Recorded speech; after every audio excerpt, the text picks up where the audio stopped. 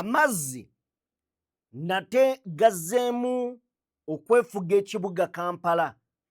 Tegeefuze kibuga kyokka wabula n'ebizimbe ewahamu ate kifumbye mutuko. Amazzi gabimbye ne gatandika okuva mu bizimbe. Enkuba efudembye okubula okugwa mu ggulu n'olunaku olwaleero etaataaganyizza emirimu gy'abannakibuga mu bitundu eby'enjawulo. Byonna tugenda kubeera nga tukulambuza olabe amazzi kye geekoze n'abantu katono gabatwale. Ogenda beera nga byonna obiraba mpola mpola. Mu ngeri emu tugenda kutunuulira ku mboozi.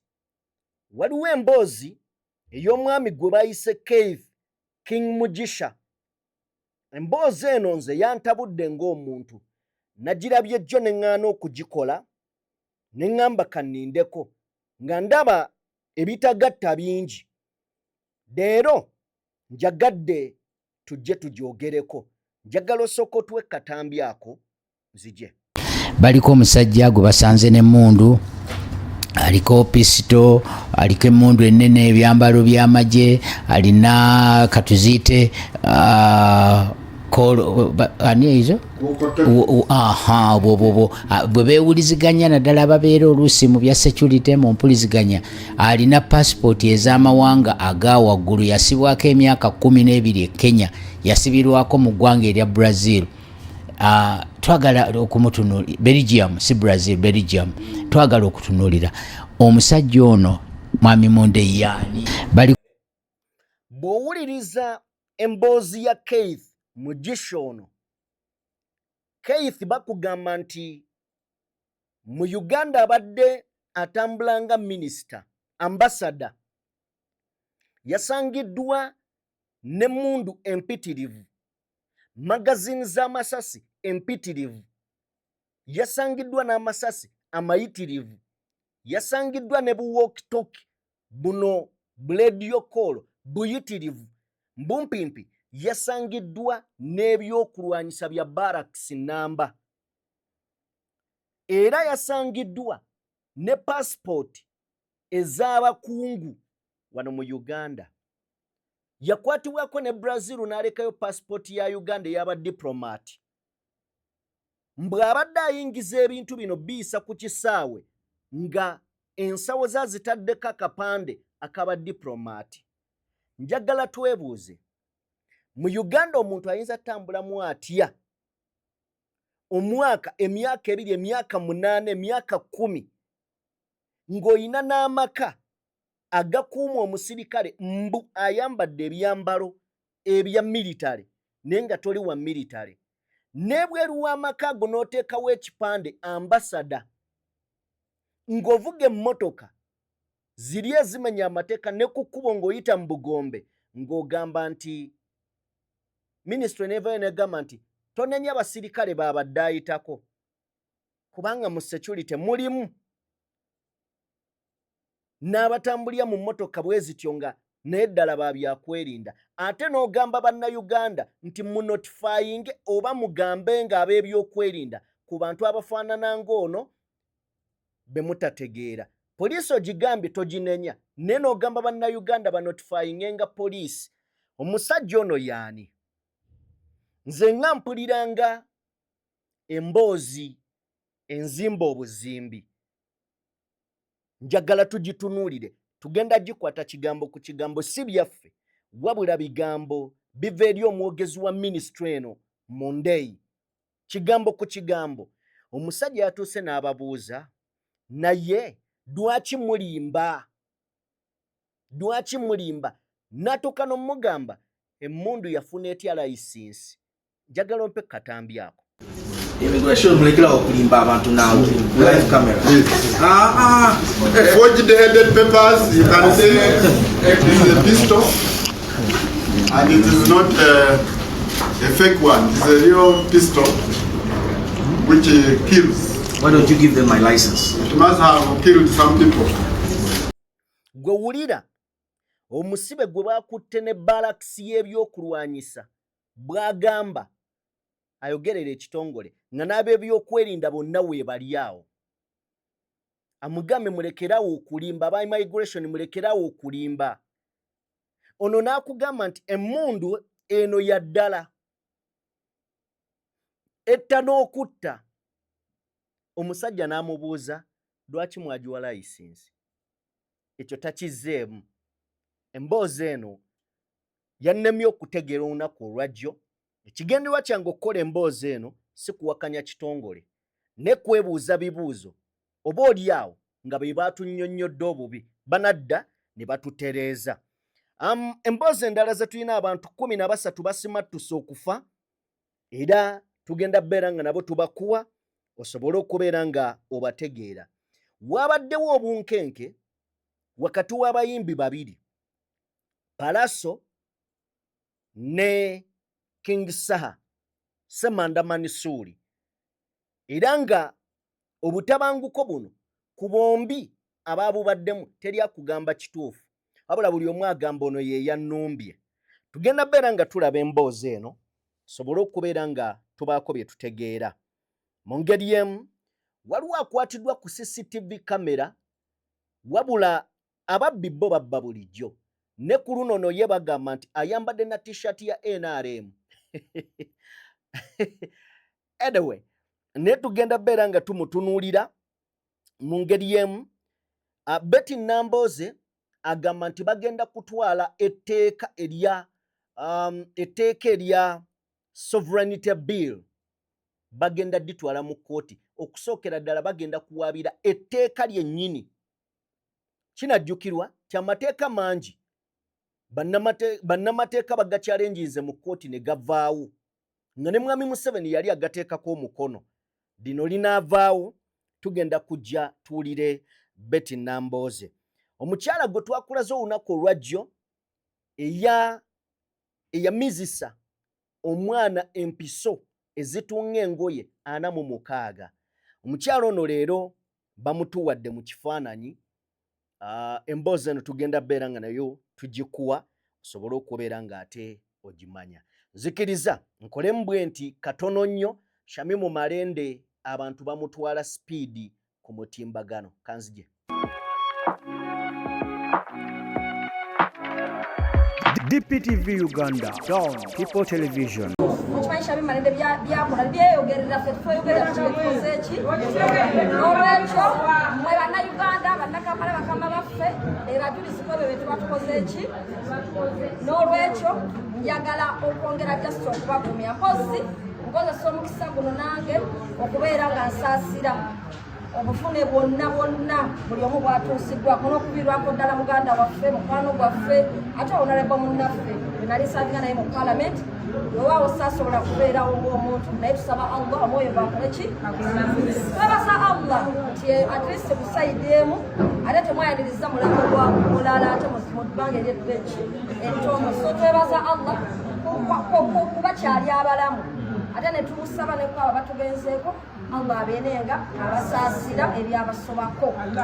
Tuyimirira wamu na buli anyigirizibwa era tugamba nti omulama gukyali gumu gwakugenda Ntebe muki kyekikulu story endala zonna diversion were focused. Shamimu Malende ki Kyagulanyi Center muki NUP Chef Amiri naki naki IP naki artist naki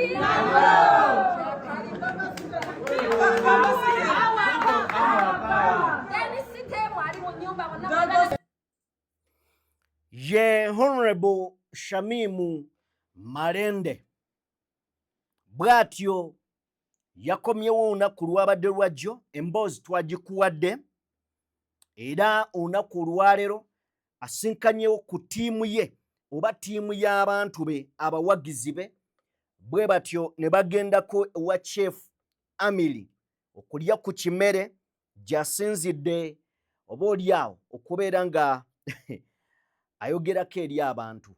Naye agambye we yakoma wagenda okutandikira. Mbadde ntunuulira ku bannayuganda ku mutimbagano olwaleero, bangi boogedde ebisongovu.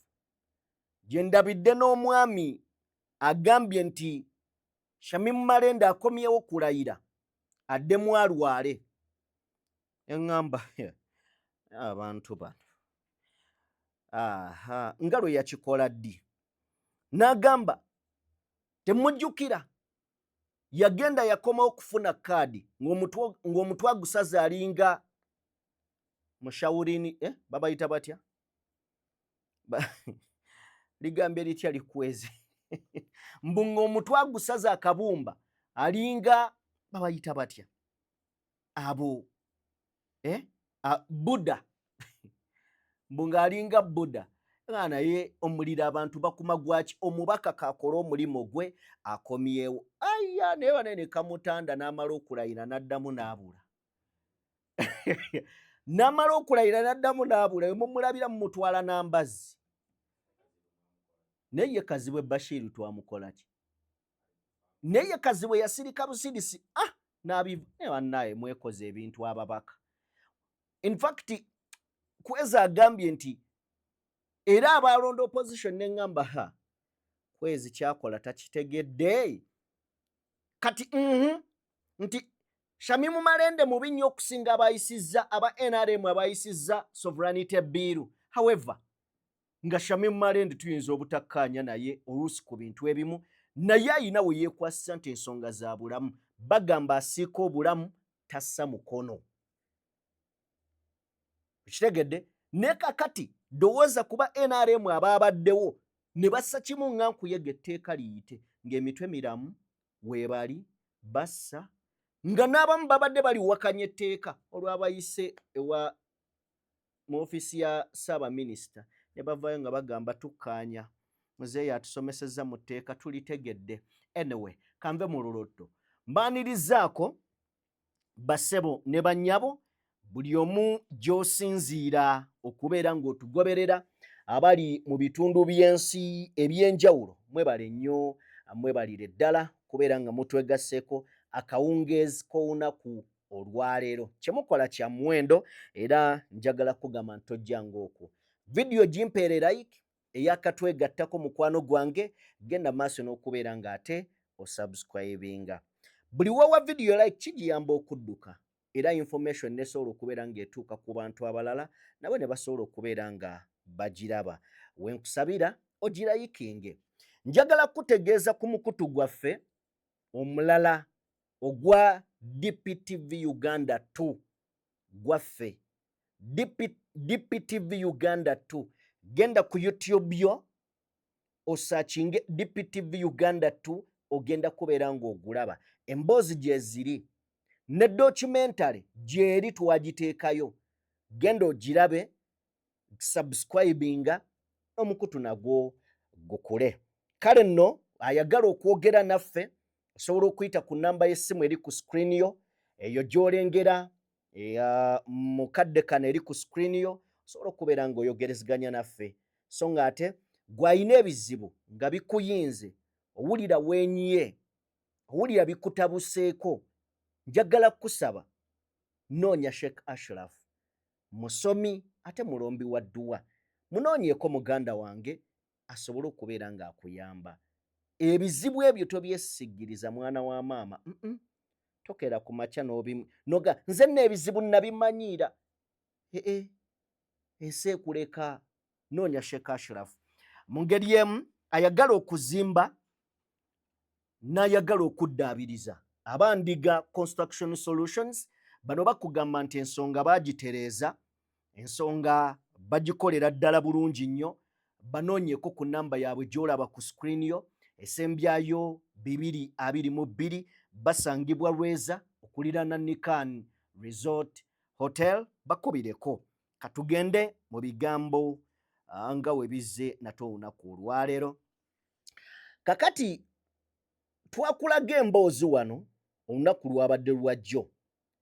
Omukazi oba muyite ntya, omukazi omutemu, omukazi eyakwata omwana wa munne, omwana wa mujja we, n'atandika omuliisa empiso, empiso ezitunga engoye, n'amuliisa empiso 1, 2, n'amumizisa empiso 10, n'amumizisa empiso 2, n'amumizisa empiso 3 okutuuka ku mpiso 46. Gwe osobola okubamu akafaananyi ng'akagumba k'ekyennyanja oba akantu konna nga kakutte mu bulago. Kati lowooza obulumi omwana ono bwe yayitamu okumira empiso 46. Ekifaananyi twakikulaze n'ebyenda biyinza okwetokota. Kakati omukyalo ono bamutulazeeko. Omukyalo ono poliisi evuddeyo n'emutulagako omukyalo omuziro ono. Kyokka muzadde naye akutte omwana. Muzadde naye akutte omwana. Naye owa munne yamuliisa mpiso. Y'oyo omukyala gw'olengera ku screen yawe. Y'oyo gw'olengera awo omukazi. Mwe yakalaakalanira emba. Atunula ng'ekiwuugulu. Ye akutte owuwe amulina. Naye owa munne yamuliisa, yamumizisa mpiso. Neggwe nga bw'oyagala omwana wo. Mukyala y'oyo gyo twafunye ekifaananyi nga tekiri kiriya bulungi, then leero twagadde tukikuleetere okirabeko. Y'oyo omukyala kali butemu oyo gw'olengera. Oyo. Kati tunuulira empiso mu kifaananyi ekyo. Tunuulira empiso bwe zeesimbye. Kati oyo omwana bamulongoosa. Obulamu bwe buyinza okuddamu ne bubeera kye kimu. Asobola okuwona by the grace of God. Neggolooza asobola okuddamu n'abeera kye kimu. Ekyo ky'olengera ezo z'empiso eziri munda. Nekko bakaleese ssebo kajje kasabe n'amazzi ku poliisi bakawe. Kali akawunga ka gavumenti. Nenga omwana kabadde kamwagaliza ttaka. Anyway, byebyo ndowooza tuveeyo tweyongereyo mu bigambo ebirala. We tweyongera njagala tutunuulire ku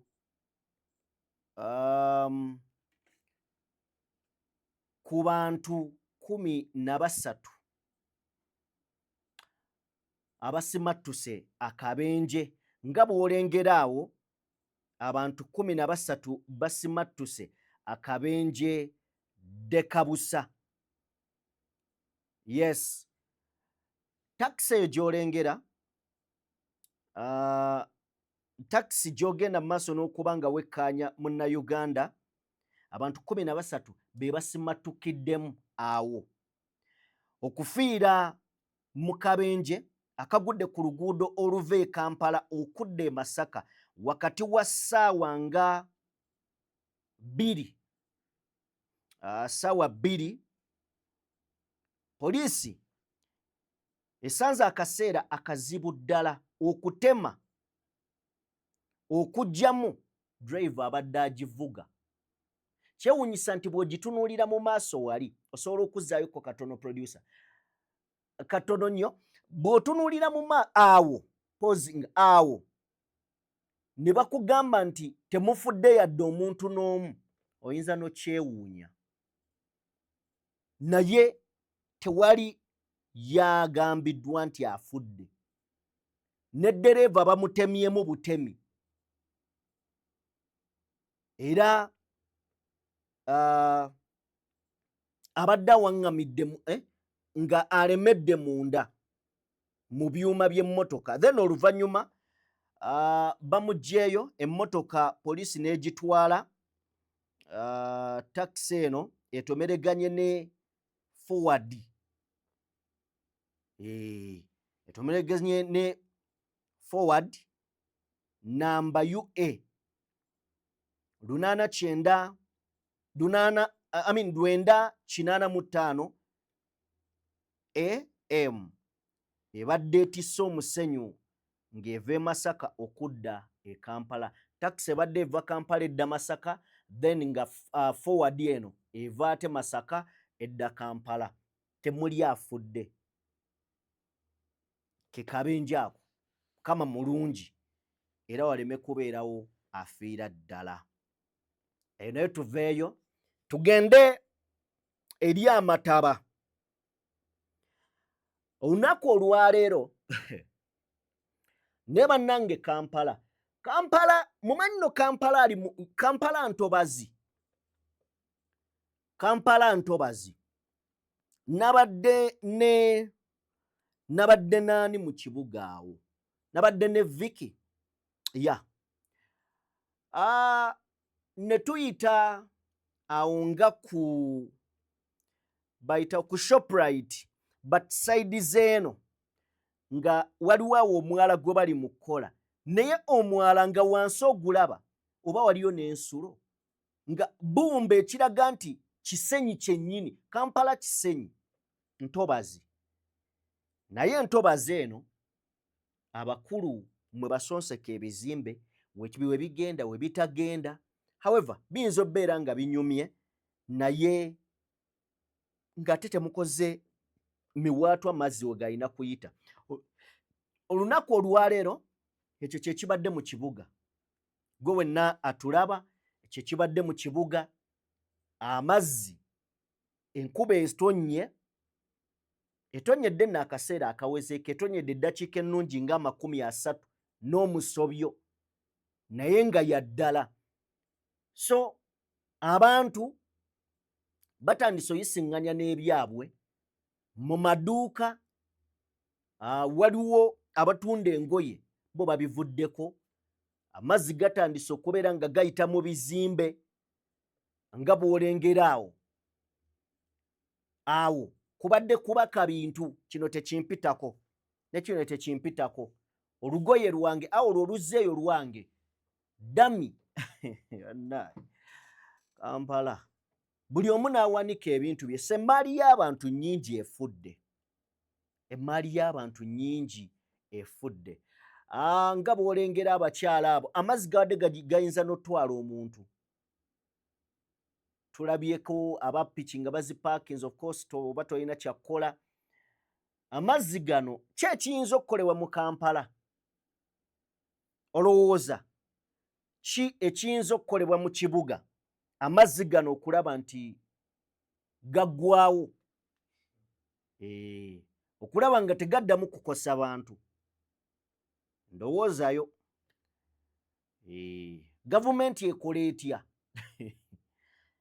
Abakulu bakole batya? Kubanga emyala bagituuzaako bizimbe, si mu bubi, ne mu mawanga agakuze kino bakikola. Naye magezi ki okulaba ng'abantu tebafiirwa maali yaabwe obwenkanidde awo? Byebyo ebibadde mu kibuga eby'Amataba. Then tuveeyo tugendeko ewa Betty Nambooze Bakireke. Honorable Betty Nambooze avuddeyo. Nawuliddeko ne bannamateeka okuva ku Uganda Law Society nga bagamba balinze etteeka lino liteekebweko omukono, kuba buno obudde tosobola kubeera ng'ogenda mu mbuga z'amateeka mu kadde kano, nti kubanga terinnaba kufuuka tteeka newankubadde paalamenti yaliyisizza naye terinnafuuka tteeka, olw'ensonga nti Mwami Museveni tannaba kubeera ng'aliteekako omukono.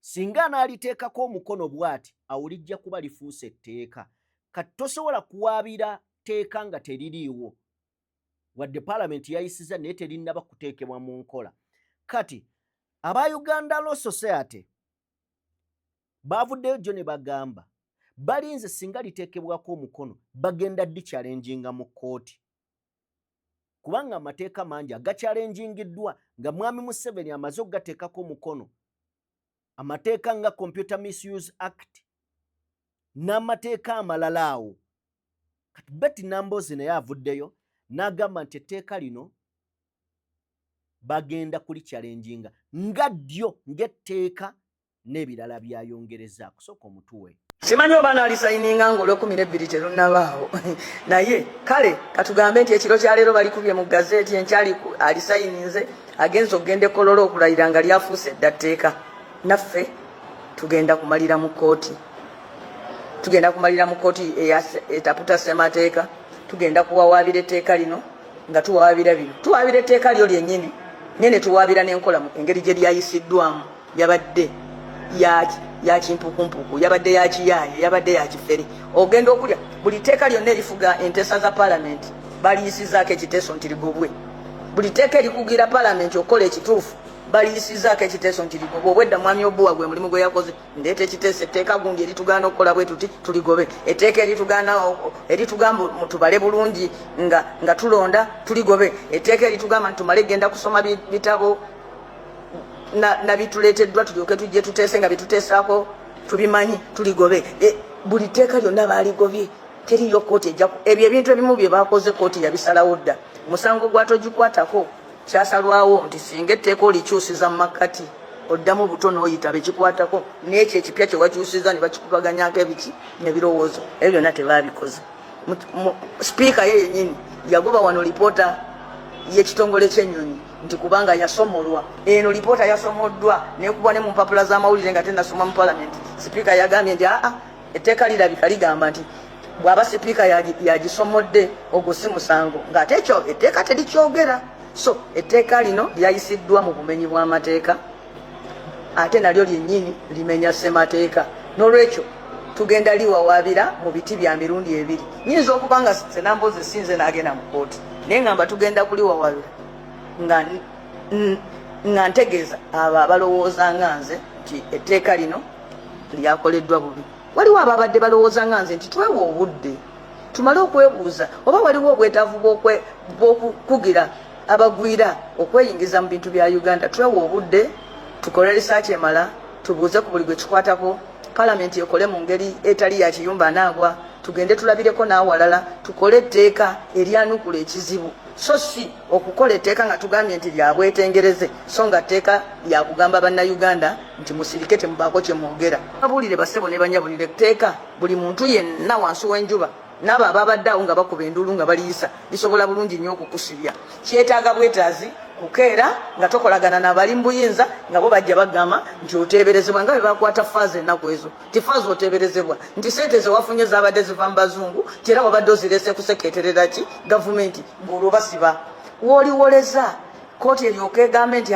teyaguza nga gw'ovundidde mu kkomera kati batandise okutaputa etteeka lino ekifuula nnenge bo bennyini mu bugenderevu bannayuganda baleme kutegeera bubi bwalyo ndi bannange lino etteeka wama tutaddemu akawaayiro mwabalina abaana abali ku bwakadaama wama musigale nga mufuna sente zammwe balimba bassebo ne bannyabo bajja kumanya nti wazifunye bajje bakugambe ti mwana wo teyazijje mu musala gwa bwakadaama alina abawala bwe abaseketerera Uganda abazimuwadde ng'olijjawo obujulizi obukyegaana ye be baani bano b'obuulirako nti nafunye ssente beesigwa nnyabo nti buli wonoofunanga ssente ogendeyo ogambe banange nafunye ssente abo babuulirwa ku kyama buli kkubo bannayuganda bwe bajja ssente wagenze wafa ennaku ezo bwe baali bayisa wano etteeka ly'emmwanyi twagamba abantu nti baagala kusuula mmwanyi zaffe katale ne bagamba tulimba olwaleero emmwanyi yatandise okugwa kati simanyi oba Ye Honorable Nambooze Bakireke, I think bino tuzze tubyogerako ku mukutu wano. Siraba kipya because twayogera ku tteeka lino ne nkugamba nti munnaddiini yenna anaalowooza nti ye baamusunsuddemu etteeka ne limwawula ekijja si muntu bajja kuweereza ssente bazikwate omusajja akugambe wazijjeewa gavumenti erowooza nti wazirese sekretary ya gavumenti nga gwe olina okunoonya obukakafu obakakase nti nedda ate nga amazima kye baagala ze ssente zo. Munnaddiini yenna anaasanyuka oba eyasanyuse naawe tukusekeredde. Ne nkugamba wano nti Father Ssekabira okumukwata etteeka lino teryaliwo naye baamukwata. Bw'otunuulira enkwata gye baamukwatamu lino etteeka bwe likwata okitegeera. So bingi wano tubyogeddeko si bipya ojja kwata ssente ng'owooza kasitaffe baatukkiriza ssente baatugjamu ffe tetuli ba byabufuzi. Kakati ekibi ekinaabeerawo ojja kiraba nga omaze ozifuna balyoke bakugambe zino ssente tuzeekengedde, jangu osooke weewozeeko. Oli Bulaaya tosobola na kudda, ssente eno bazikutte lw'ojja okujjukira etteeka lino. Kati oyinza obutakiraba lw'ojja okujjukira kino kigenda kukosa buli muntu. Anyway, katuveeyo saidi zeeyo I think bawaddeewaddeko kubanga byakuwadaawadako. Ekisooka kooti zennyini za mwami Museveni ye yalagira kino kibe ne kino kibe. Kati kuba kuwadaawaddako lwa nsonyi nnyingi bayinza okubireka naye era asobola okulagira ne kitaba nga bwe yagamba lino eggwanga terifugwa balamuzi. Oba okategedde lino eggwanga terifugwa balamuzi. Kale katweyongereyo mu kiro ekikeesezza olunaku olwaleero oba ekyakeesezza olunaku olwaleero waabaddewo okulwanagana wakati w'abayimbi babiri. Saidi ya King Sama Nisuli ne saidi ya Palaso Pius Mayanja. Bano tewali akugamba kikyavuddeko bato.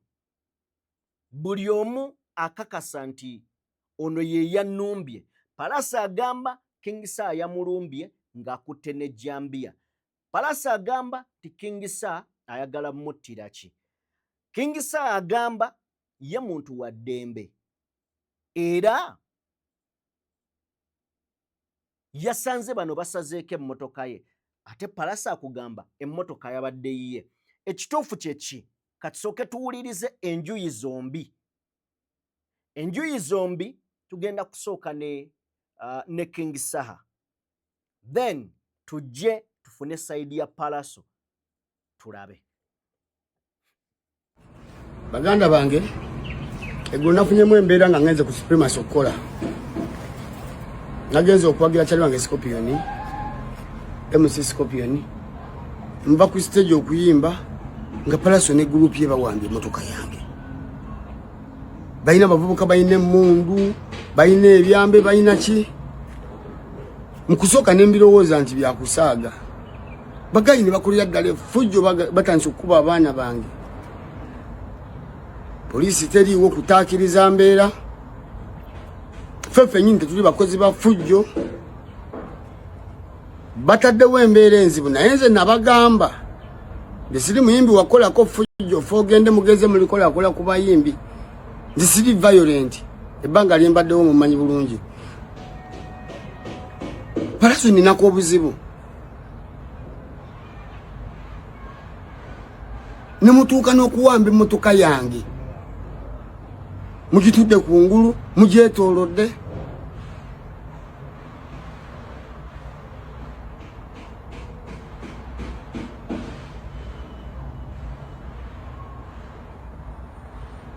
Mwegasse mu gurupu ensasule okunyigiriza abalala.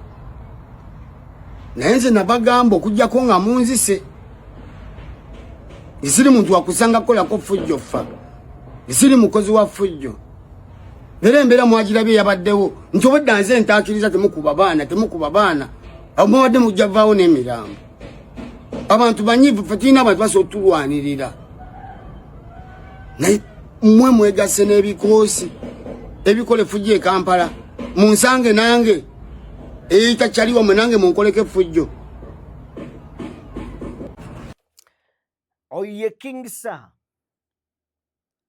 bwatyo ye bwagamba kati soka tufune side ya Palaso yagamba ki then tujje tuwe oba oliawo kiki kye tulowooza esiyinza okubeera nga kiri emabega. Nkugambye bano teri atugamba buli omu adifendinga side ye naye tugenda kuwa kye tulowooza kiyinza okubeera nga kye kivuddeko okutuuka wano mutuwe. Zabadde nga 2 na parkinze nazze n'emmotoka 2 nabadde mu kagofa ka white ne blue baby ne parkinga kagofa era nadde nesigamye ku mmotoka yange emmotoka ya white gyolaba ssebo omukulu gyago oyina ne sente ezigula gofu gwe kasajja gwe mbuba yesigamye ku mmotoka yange emmotoka yo gye nadde nesigamyeko ne kati kazze wano obuyambi bwe weetaaga kweyamba genda tandika ku miswiba gye weetuusizzaako gwagaludde ejjambiya n'otema abantu ekyabadde kiri unnecessary and this is on CCTV camera ekifo kirina buli camera. If you ruined your life and couldn't control your anger obuzibu oninako obuzibu lwaki wadde oyagala kunzita nze yabadde ne Baby Zoe nze yabadde ne Gladiator nze yabadde ne bannamawulire kamera zonna mujja ziraba ku TikTok weziri nga tuyimiriddeawo tuli in a good family moment.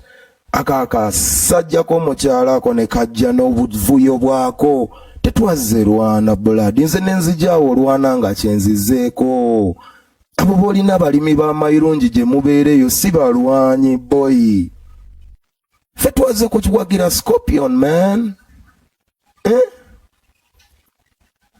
buli lwobeera ng'onenyanenya abantu bw'olaba omuntu ayanguwa amangu okunenyanenya banne wabaawo amazima gakweka naye ndi mubagamba amazima ago gali ku CCTV ya Fujita era nsaba agakutteko oba Fujita oba poliisi eteera obubaka obw'eggwanga buli omu alabe ekyabaddewo kubanga kano akasajja okedde omaze okutema abantu amajambiyago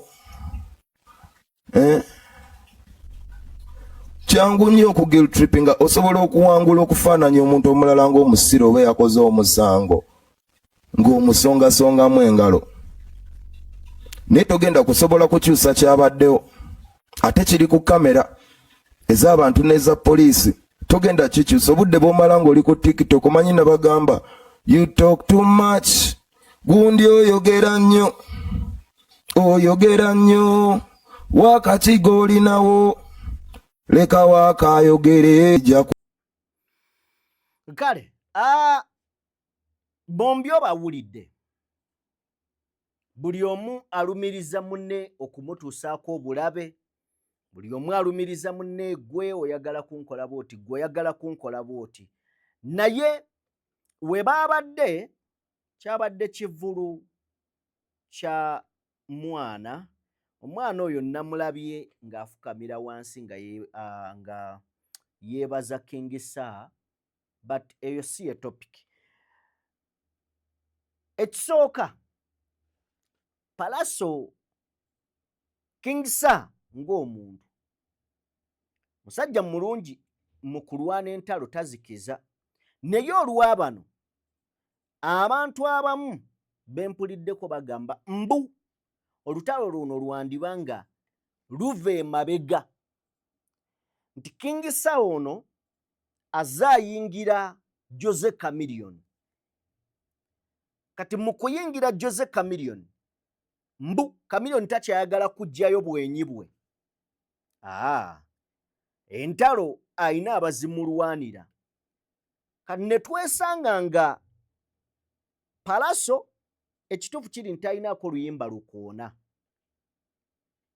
King Sir endongo weeri nayo eringa eri awo bwetyo talina luyimba lugunda lukuba Kampala kakati weesanga nga entalo ziyinza obbakuumirako mu mawulire nga boogerwako like Palaso amazima gali nti tewaliwo badde omuwulira kakati olutalo luno lumuleetedde okwogerwako nga bw'ayisawo n'ebiruubirirwa oba oliawo ebya mukulu we Chameleone alabika ng'emyaka takyayagala kujja nnyo mu ntalo kati alina baazikwasa abakyalina amaanyi ageeyambula n'agabeera ebweru mu mpewo si kulwa nga ye bamukutula embiriizi kati akukwasa Palaso n'ofaafaagana naye nti olutalo olulina eyo gye lwenyoolera eyo nti King Sir abakkakkanya nnyo ate nga Chameleone yamuteekako nnyo ettoffaali mu ndongo ye kakati balabanga King Sir asaana okukkakkanyamu aye Palaso naye omumanyi musajja ntalo entalo King Sir muyombi ye kyemmanyi muyombi singa yali mukazi naye Palaso musajja mutakuzi ddala wa ntalo ate nga mulwanyi anyway tetujja kubeera nga tugendayo ebyo byempulira sofa bye tuyinza okubeera nga tuyimirirako olutalo luno okugamba kozi teri atugamba kituufu Palaso agamba akasajja kaze n'ejjambiya kaagala kuntema kaagala kunzita oyagala kunzitira ki King Sir agamba noono ayagala kumutta ani omutuufu awonze naawe si bwe kiri awonze naawe katuveeyo tugende ku nsonga emu ku eyo waliwo wano akatambi aka omuniga gwe baakutte nga bba CCTV kamera zaamukutte naye abantu bagamba nti abantu b'emutungo mwerinde nnyo ababbi naye nga kye basinga okukulembeza okimanyi mb'ono mubbi yeesaze na t-shirt ya Museveni mwe yajjidde okubba naye gwe mulabe kalinamu sawundi akatambi ako bwe kabaamu mu katuweeko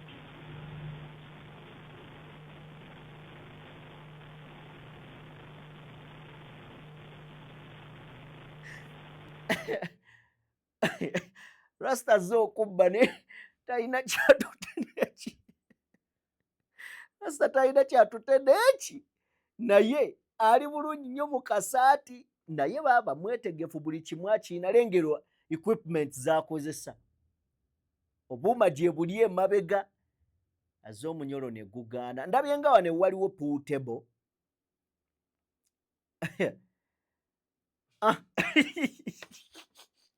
ekintu kiganye naye ayina akapale anyway kale tuveeyo tweyongereyo kakati nina emboozi gye njagalayo tugiwa akadde nja kusaba gwe atuuse ku budde buno emboozi eno tugiwa akadde lwaki ekiruubirirwa kyeno emboozi lwaki ngikoze sigamba nti mpakanya abakulu kye baatulaze naye ndaba nga tekigatta okusinziira ku kutya kwe twabadde tufunye omanyi okukwata omusajja ng'ayina ebikozesebwa ayina M16 ayina walkie-talkie nga 16 ayina emundu ng'alinga ayina balakisi ekyo kintu kitiisa naye omwogezi wa ministry bwe yatandise okwogera nalabye nga waliwo ebimiisinga mu mboozi eno waliwo ebimisinga mu mboozi eno. Njagala osooke otuwa akatambi ako. Immigration mulekera okulimba abantu nawe live camera. Forged headed papers, you can say a comprehensive immigration status office of the president. These are all forged ongoing. Maybe you pick the gun again and they'll capture you for the photo. The ministry emphasizes that this one, Uganda, is a pistol, and it is not a fake one. It's a real pistol which kills. Why don't you give them my license? It must have killed some people. Use the police. All the nearest police method of several UPDF. You can see this is UPDF.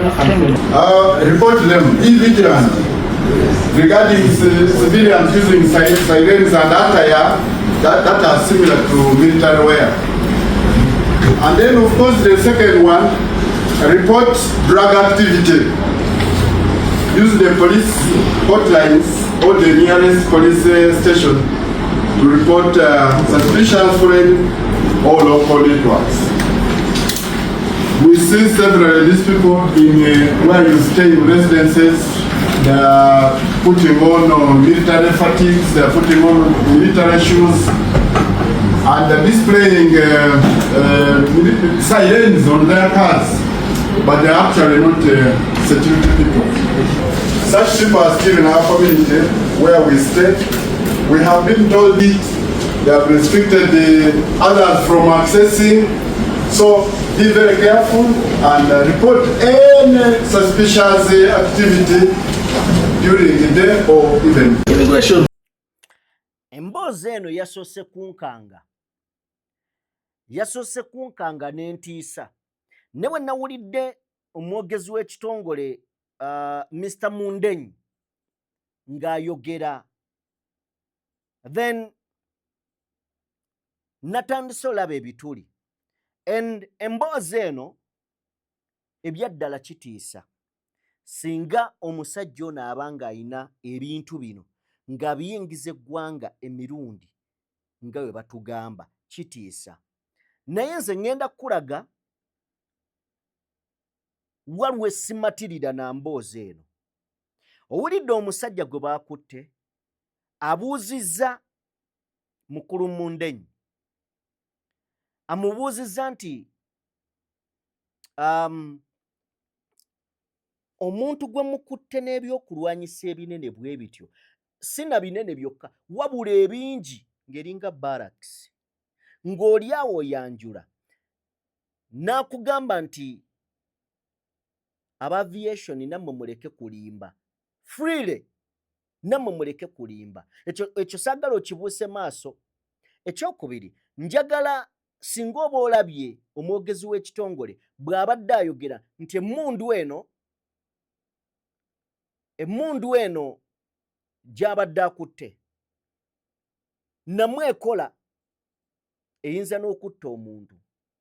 Omusajja amubuuzizza, bw'otunulira body language y'omwogezi w'ekitongole ebadde teraga nti ekintu kye balinaawo kitiisa, kyewuunyisa. Okitegeera, abadde ayogera like ekintu ekiri awo. Then omusajja n'amubuuza, then why do you give them a license? Ekyo nakyo kinootinga ennyo mu mboozi eno, kubanga we tugenda wenjagala owulirire ebigambo by'ono omusajja by'abadde ayanukula oba by'abadde ayogera, omukwate n'emboozi gye tugenda okuwulira. Njagala naawe ogigoberere ombuulire. Nkiddamu, siri wano kuwakanya, naye ŋŋamba nti erimu ebitagatta bw'oba ng'ogiwulirizza. Njagala tutandike emboozi eno. Tosobola kubeera mu ggwanga Uganda. I doubt. Bwe kiba nga gavumenti eno abagyogerera ne bapropagandisiti baayo, katugambe ku bakulu mu by'okwerinda, gwe abadde awuliriza ebiseera Robert Kyagulanyi Ssentamu wabadde asalira gavumenti ebikuubo ng'abasajja bakugamba tubadde tumumanyi, tubadde tetwagala bwagazi mukwata. In fact, General Raiso yagamba nfe tubadde tumanyi alambula na Uganda. Kakati bwe kibanga mubadde mumanyi Kyagulanyi gyali, ono musajja abeera atya mu ggwanga lino emyaka, n'atuuka n'okubeera n'amaka, amaka n'ateekawo ekipande ekinene. Banaye kino mukiwulirize, omusajja n'afulumya ekipande si munda mu nnyumba, n'afulumya ekipande ebweru nti ambasada. Ayina ebyokulwanyisa, ayina ebyambalo, omusajja ayina emmotoka eyita ku kkubo eriko obugombe. Kitegeeza omuntu nga ambasada ayina emmotoka eriko obugombe, ayina ne liidika, ndowooza kirowoozi kuba bambasada bwe babeera. Ayina omukuumi ku gate ateekwese munda naye nga buli kadde nti yamuteekawo abantu balabire ddala ono ekitiibwa mwajja, n'afuluma ku kkubo. Njagala tugende mu bigambo bino, oba oli awo n'agenda okuvaayo ng'ompabudde oba ng'oŋŋambye naye nno kino kyoyogerako nakyo kiyinza okubeera ekituufu. Nze nkyagaanye okukkiriza nti ono omusajja asobola okubeera omumenyi w'amateeka kituufu, naye abadde agamenya sayidi ki? Nakyo kikulu. Njagala tutandike emboozi eyo, tandika ogituule. Tubadde tutambulira ku information tujje twafuna mu bitundu by'Ensasa, Kira municipality. Twafuna information nga etulaga nti waliwo omwami abantu baali batandise okumwekengera. Mu kusookera ddala baali balowooza w'amaanyi nnyo ndi ambasada. Ng'ewaasula asula eyo Ensasa ku nyumba ye ku gate yateekako okupanda okunene bwe guti nti ambassador's residence. Era n'omuntu ali ku gate yamuwa ebyambalo by'amagye ebya UPDF, naye so nga si wa UPDF. Kwegamba ogezaako okutiisatiisa abantu abagezaako okuyingirawo oba okutunuulira ekiri munda. So information njagala owuliriza emboozi eyo. Ewaka yateekawo ebweru ekipande ekinene ng'agamba ambassador's residence, maka ga ambasada. N'ateekawo omusirikale mu Uganda. Njogera ku Uganda, mu Uganda mwali. Njagala tugende funa naye nga mumabega keeyo tulina information eno naye nga tetunaba kufuna bukakafu bulungi obw'okumupiininga ono omwami. Era bwe bamusibira e Kenya. Kati ekyo njagala okikootinga, njagala kinootinga eggwalaba. N'emabega eyo kozi maaso awo waliwo waatuuka we tugenda okunonera kino ekibuuzo tukiteeke mu maaso. Emabega eyo baali baafunako ku information. Ne bafuna information ku muntu eyeetwalya mu kaliba bwetyo. Ne musirika. Ne mutandika nti kulondoola mpola mpola ne musirika. Then we kibanga mwasirika nga mwafunawo wano obunafu bwammwe bunene. Naye era sirowooza nti mwafuna information ku muntu ow'obulabe bwati ne musirika. Twongereyo. Twafuna information eyo. So kati ne tutandika okukola okunoonyereza mpola mpola. So ne tufuna omuntu n'atugamba omwami oluusi ayambala uniform ya magye. So ne tugenda mu magye ne tubuuza bulungi gamba ono tabeerangako mu magye. So ne tumukwata. Bwe twamukwata ne tumutwala kukola search ewuwe waka. twewuunya ebitwasangayo ebintu biringa bya detach nambirira. Yes, detach. I'm detach. Kubanga twamusanga ne ebyambalo bya military by'emirundi ng'etaano. UPDF, police, security agencies nyingi ngazo zijaketi, zivesti, etumusanga ne mundu enene no bagita M16 guno gunene guno machine gun eno. Netumusanga ne pistol no revolver eri type endala. Ate ya mulembe. Eno ya mulembe nnyo esingako revolver ezino za bulijjo.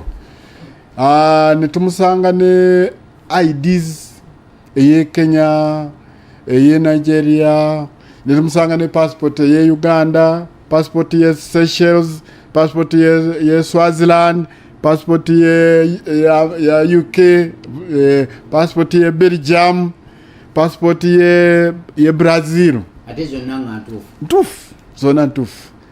Kakati bwe twakebedde mu system ne tusanga nga yafunako ne passport wanalinawo passport bbiri eze Uganda.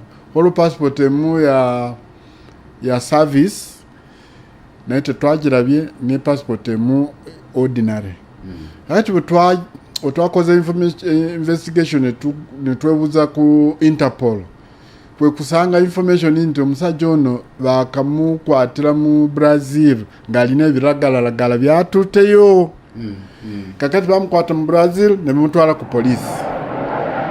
Bwe bamutwala ku polisi ne bamubulirizako ne bamuwa bondi. Normally bwe bakuwa bondi onookuwaayo passport yo. Olekayo passport oleme okufuluma eggwanga. So passport gye yawaayo yaweffe wano service passport. Nga yeeyise Munnayuganda. Of course, Munnayuganda. Naye kati bwe bamuwa bondi Brazil olw'okuba yalina passport ene Brazil yafubutuka bufuutise n'afuluma eggwanga ng'akozesa passport ye Brazil n'afuluma. Yabalekera ewaffe eno eri ya service.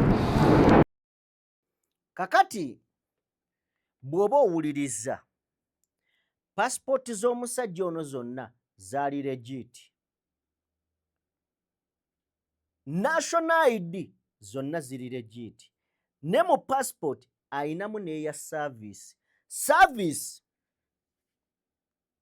ye y'abakungu aba gavumenti. Ekakasa nti ono mukozi wa gavumenti eya Uganda. Ekibuuzo kiri nti tewali mitendera giyitibwamu kufuna passport zino ez'enjawulo oba ebiwandiiko bino eby'enjawulo eri abakungu ba gavumenti? Kubanga omuntu watuukira kussa erifulumira ku passport oba n'atuuka okuwa ensi eri passport eya service ebeera ya ddala. Era aba mukozi wa gavumenti ddala. Nti bwe bamusaba passport teyawaayo ye Brazil. Yawaayo ya gavumenti. Eya gavumenti Brazil n'etamusaba yaayo. Brazil eno teyakimanya nti ono bwe tumuggyako eno passport ayina eyaffe, yali tekimanyi nti ono singa tumuggyako eno, kubanga kankuwa ekyokulabirako Charles Muvawala bamuggyako buli ekimwogerako. Ono ye bamuggyako eno ne bamulekera ate eya Brazil.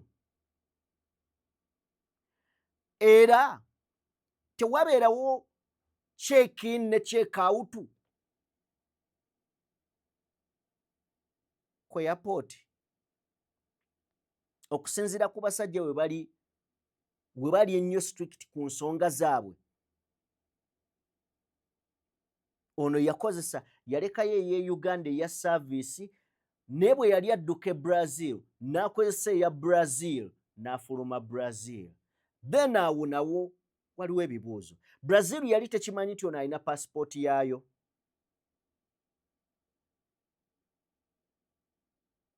Anyway, nawo basobola okubeera nga in fact abalaba musobola okujja ne mubaako kye mumpabula. Ensonga endala eyimiridde ku wali we batugambye emabega. Mu Uganda kyangu nnyo omuntu okwefuula kyatali. Kisoboka. Kankuwa ekyokulabirako. Mwami Museveni yaddira obuyinza n'abuwa buli muntu. Nti abasirikale abatali mu uniform ebiseera ebisinga b'amaanyi n'okusinga abali mu uniform. Era omusirikale asobola okutuuka ku kkubo singa aba alina byakugamba n'omuddamu ng'oli faamu asobola okukutya kuba batamanyi ky'oli. Ate akimanyi bakama be tebambala uniform. Ate abatambala uniform be balina obuyinza. Naye ono omwami emirundi mingi abadde ayambala nga w'amagye. N'atambulira mu ggwanga lino. Ebibuuzo nabyo weebiri. Twongereyoko. Kakati we yafuluma n'akomawo wano. Nenyigira of course nga bulijjo nenyigira mu bintu by'obuferefere, alina ebbaluwa kuva mu ofisi ya president, alina ebiwandiiko, alina n'ebiragalalagala ebirala biri mu liquid form biringa mazzi naye nga biralagalagala. Waliwo n'ebirala biringa obutwa. Yes, n'amasasi ga buli ngeri. Abeera n'engato, n'abeera n'enkofiira z'amagye, n'abeera ne identity card za UN, n'emabaluwa ng'alaga nti alina companies za running wano naye nga za bicipuli. Kati abadde international criminal akolagana n'abantu ab'enjawulo kuva mu mawanga amalala. Era twamusanze ne Nigeria babiri. Ne girlfriend we mu Nigeria lwakuba taliiwo bamukwatire. Kakati njagala just tulowoozeemu. Okola ebintu ng'oyo omusajja byakola. Keith Mugisha. Tulowooze nti kale akola ebintu ebyo. Mufere ki omusiru? Mufere ki fala? Amanyi nti byakola bimenya amateeka era ne bamukwata kamujjuutuka. Asobola okukwata ebyokulwanyisa ebyo n'abiteeka mu maka waasula. Ddala. Naawe njagala just okitunulemu. Mufere ki ddala ng'ali ku level eyo eri international nga bwe batugamba ayinza okubeera nga mujega okukwata ebyokulwanyisa bwe bityo najja n'abikwata n'abiteeka mu nnyumba we yeebaka byonna mu bungi ditachi namba ng'omukulu watugambye. Ekyo nakyo nalabye nga kizibu. Newankubadde kisoboka ne neesanze nga kizibu. Nze nganze kyannemye okumbukaala munda. Nti omuntu omusange ne ditachi kale bagambe nti waka basanzeeyo emmundu. Naye ezo zonna kale n'akuŋŋaanya ezo zonna wokitoki z'olabaawo zonna ezo ziizo ziringa mmeka? Ziringa 9 ku 10. Ddala ayinza obbeera omujega bw'atyo. Neebuuzamu bwebuuza. Amasasi aga buli kkala gonna n'obeera bubeezi nagaawo. Tugenda kutuuka mu maaso awo owulire. Twongere. Brazil, girlfriend we mu Nigeria. Tetwakizudde nti ne girlfriend we mu Nigeria alina ne national ID yaffe ye Uganda. Yes, tugirina wano naye ye taliwo bamukwatire Brazil ku bintu bya drugs ebyo by'iragalalagala. Kati oba Nigeria tumusanze nabo mukyala mwami bona bamuyambako ku bintu by'okutambuza ebiragalalagala ebyo kubanga nono Mugisha King ono mwenyini alina ne national ID ya Nigeria. Nabeera ne national ID eye Kenya. So kwegamba abadde muzibu nnyo. Amasasi gabadde waliwo agabadde gataliimu tekirowoozebwa nti ayinza okuba alina abantu be yakuba amasasi. Bwe tutunuulidde ku masasi waliwo akapaketi akabeeramu amasasi twesanze nti kubanga kalina okubeeramu amasasi 20 akantu ako naye tusanze nga tuli 16. So amasasi nga 4 gabulako. Kiyinzika okuba nti yakuba omuntu kubanga tomanya ne magazines zibadde nga 8 zonna za M16 gani eyo ne abadde ne tugisa tuteno je satellite phone esimu gyoyinza okuba buli wamu wona ezina okuba ne ba security nga ayinza okubeera wanakube ebweru nga ne companies zino zimanyi. Yes. Zino ze MTN tasobola azibypassing nakuba direct satellite phone eyo yetebula network buli wamu abakuba. So tekozesa nankani massi zaffe zawano nga wolaba MTN nga wolaba Airtel ebibwe bito. So abadde musajja muzibu nnyo. Era ayinza okulowooza nti King si Munnayuganda. King Munnayuganda kubanga erinnya lye mufulu bamuyita Mugisha avira Bufumbira.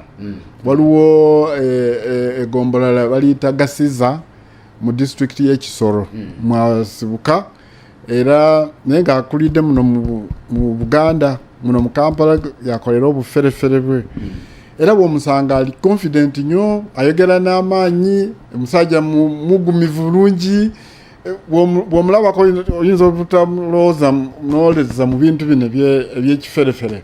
Kyova olaba abadde ayitawo nnyo bw'abadde ayita mu jama n'emmotoka nene Land Cruiser Benz alina Land Cruiser V8 zino n'ateekako n'amataala bw'atuuka ku kkubo nga ayitawo nga mukungu. N'aba traffic babadde bamutya bukinga bamuwa buwi ekkubo nga bagulawo buguzi kubo. Alina ne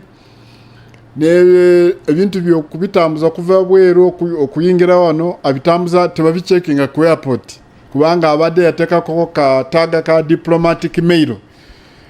Omanyi bano abantu ba diplomats bano abajja wano ebintu byabwe bwe baba bitambuza tebabikebera.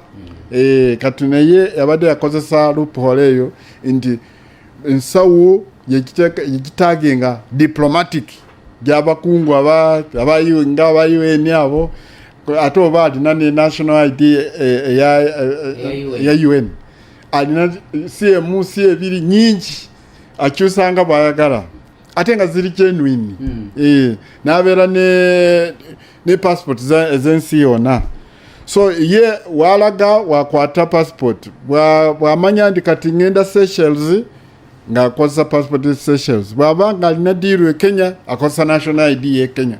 Bw'abanga alina muyambali omufere gye tulabangako. Ekitegeeza omuntu oyo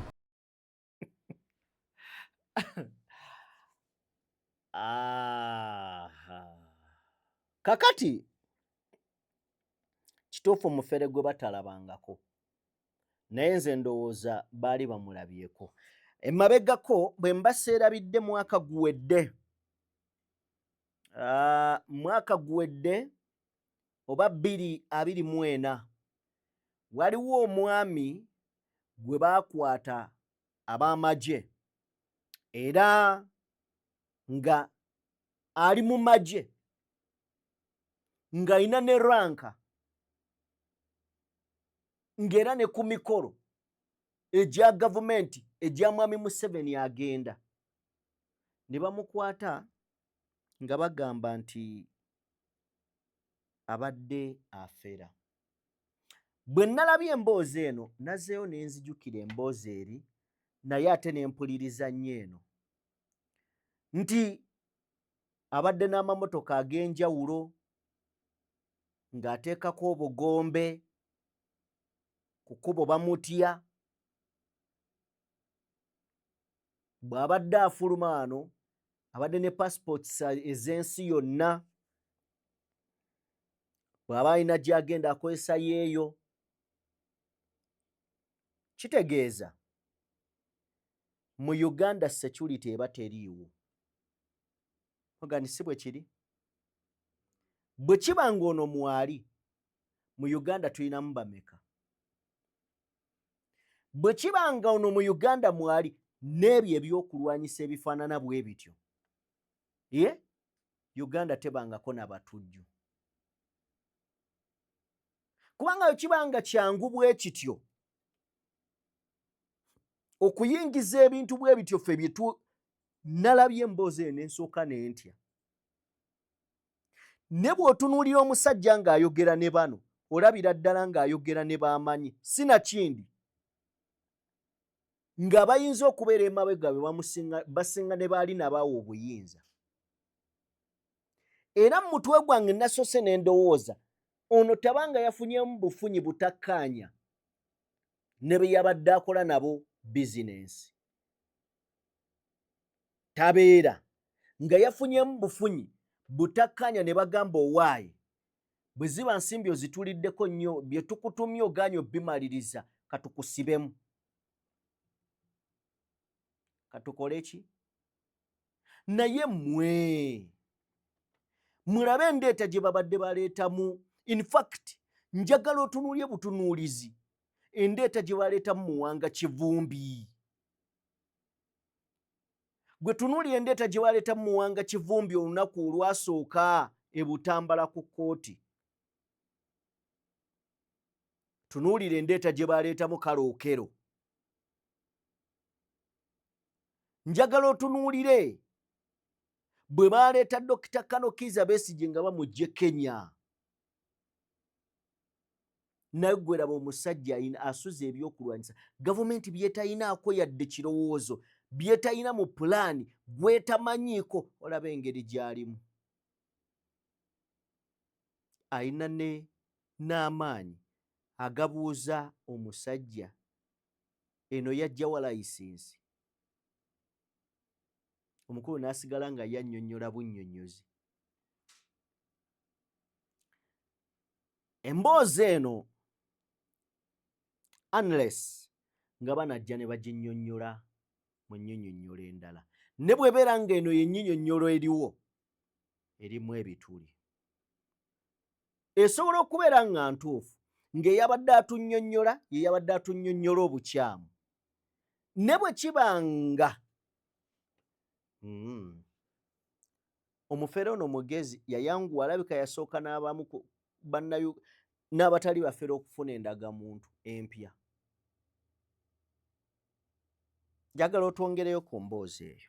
Okufuna ebintu ebiri genuine, nammwe mukyalina be mukyanoonyerezaako abateekwa okuba nga bali mu woofiisi nga batuufu nga be bakola naye. Kyo kituufu kubanga kati nga bw'otunuulira national ID alinanga 3 zonna ntuufu kubanga twazicekinze. Bw'otunuulira ebbaluwa ezimu kuva mu ofiisi ya president, bw'otunuulira identity card kuva mu ofiisi ya president, byonna birabika ng'ebituufu. Bw'otunuulira passports ziringa eza Brazil ntuufu, passport eya Seychelles ntuufu, passport eya UK ntuufu, passport za wano Uganda ntuufu.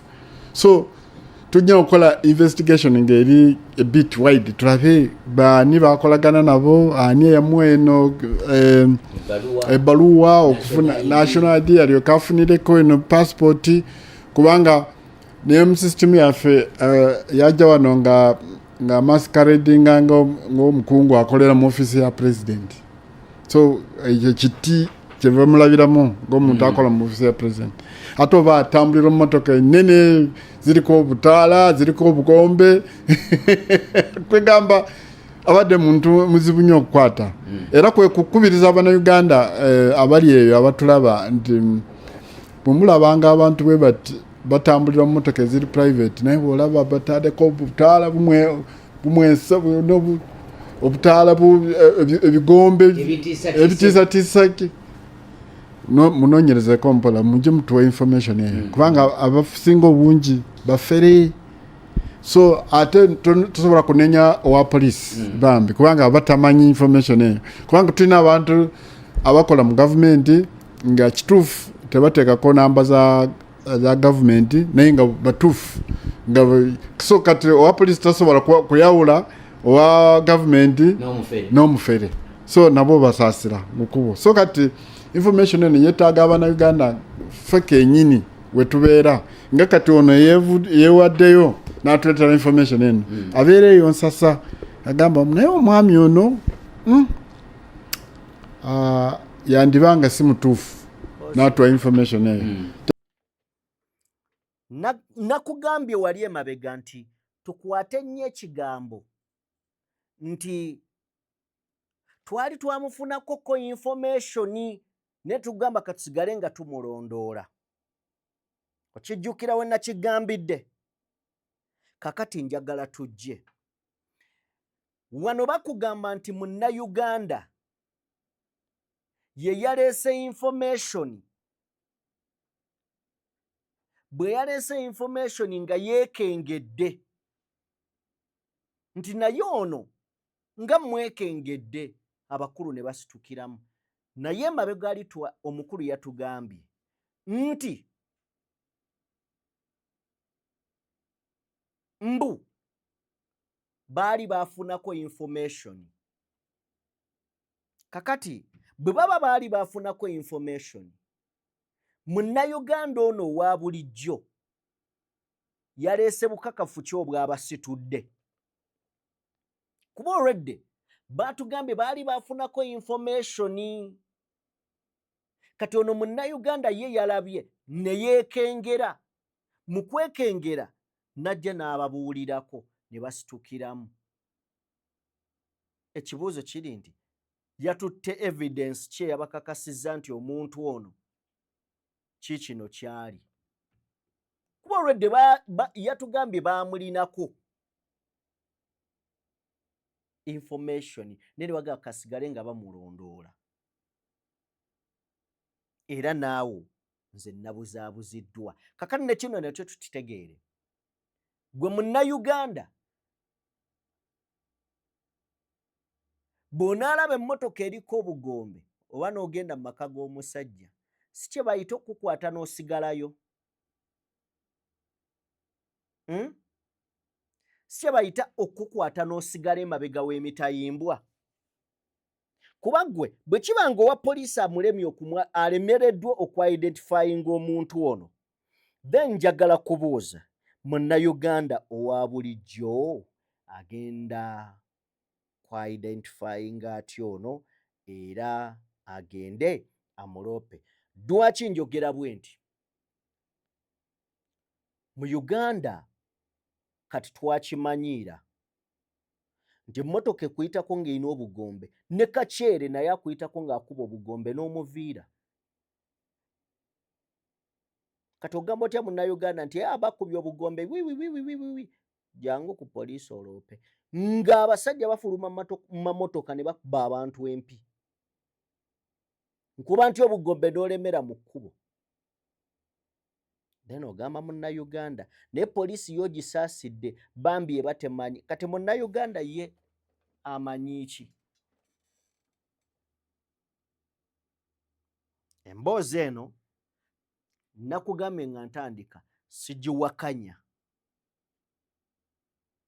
naye nina ebibuuzo bye neebuuza mu yo oba oli awo ng'abakulu kye bagamba kituufu naye nga eyayogedde yamulemeredde ku packaging oba ng'okunnyonnyola kwe kwagaanye okunnyonnyola obulungi naye nkusigidde ekifaananyi eky'omusajja gwe baakutte, engeri gy'ayogeramu n'engeri gy'ali ne bye bamwogerako bwe biba nga mu Uganda wano weebiri, then Uganda mu byafaayo tebangako na mutujju. Bwe kiba ng'ayingira bw'ati, suubira ntwali tubaddeko n'omutujju mu Uganda.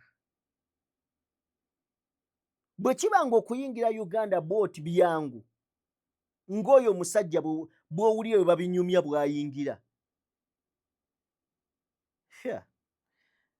Abandyagadde okuba Uganda bandimenyezza mu jjenje kkalu. Ebyaddala gituwa emboozi. Tetugenda kumuriviringa, tetugenda kumwogera nti ono yeyatwadde information kubanga ate nga kyebatuusizza ku kituufu kyennyini. So kati bw'obeera eyo ng'olina information olaba abantu beeyisa engeri y'obuferefere batambula n'obugombegombe obwo tambula mpola either police ekuli okumpi ogiwa information akati oba police ekola oba tekola gojja kuba okoze gojja kuba nga citizen ali responsible okoze kye tuyita civic responsibility ey'okubuulira abantu ey'okuripotinga nti omuntu ono mwekengeddemu yandibanga si mutuufu. Ayinza okuba nga n'obutafuna girlfriend mu Uganda yamanya ayinza okwogera ebyama bye kwe kufuna ekinigeria. Abantu bano abaferefere ekitera kubajjamu babeera bakazi always. Twafuna information waliwo omubbi gwe bali banoonye Kenya naye nga baali balemererwa nga security agents zalemererwa so bakozesa omukyala. Omukyala bamanyi nti bw'amala okunyaga sente ekiddako ng'afunayo maama. Kati bamusanga nga bali mu mwenge omukyala yamugamba tula bw'oti otunule eno kati bano bagira eno ng'atunudde eno era kumanya nti yali muzibu nnyo bamukubirawo amasasi nga tebagala n'okumukwata. Yes, ate okugenda kukyuka wati naye yakubako babiri. Yes, yattirawo babiri kwegamba yali muzibu nnyo. So naye maama oyo omukyala yamulyamu olukwe. So kati ono ali international ng'ono aba akitegeera ndi bwe naafuna wano omukyala Omunayuganda yandindyamu olukwe. So kwe kufuna Abanigeria abo bamanyi deals abakazi abati bayaaye nnyo abakirivu bamanyi deal bwetambula. So kizibu nnyo omukyala Omunigeria okumuvaamu kubanga ye amanyi aba ayagala. Kale mu comment section mwoba oŋŋambira gwe kyolowooza kusinziira ku mboozi, naye nze sigenda sukkako wano. Njagala kubeebaza mwenna be tutambudde nammwe, timwebale nnyo, mwebalire ddala okubeera nga mutugoberedde okuva gye twatandikidde okutuuka wano we tugiwumbawumbidde era we tugenda obbasabira musule bulungi. Yenze Sajjime mbadde ne Morgan Kulenzi abadde ku mapeesa. Katonda omulungi ow'ekisa akuume ensi yaffe, atukuume, akukuume nange ankuume. Mubeere bulungi, mweraba.